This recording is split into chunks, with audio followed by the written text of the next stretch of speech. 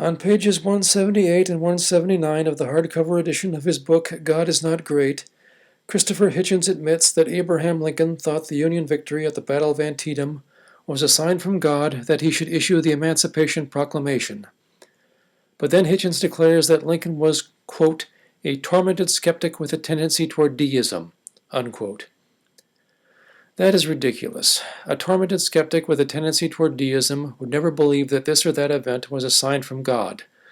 Obviously, Hitchens was just not honest enough to admit that Lincoln was a religious man.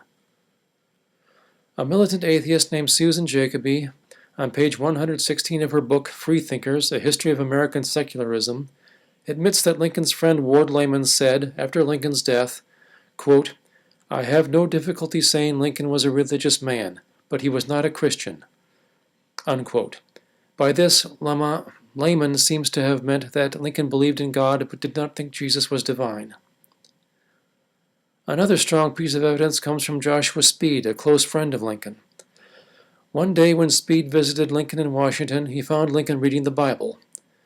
Speed was not particularly religious, so he made a little joke about that, but he says Lincoln replied, You are wrong, Speed. Take all of this book upon reason that you can, and the balance on faith, and you will live and die a happier and better man.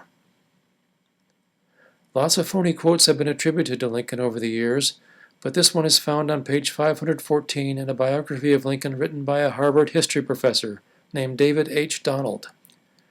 That biography got good reviews everywhere, so I think it has to be taken as reliable. If it isn't, what is?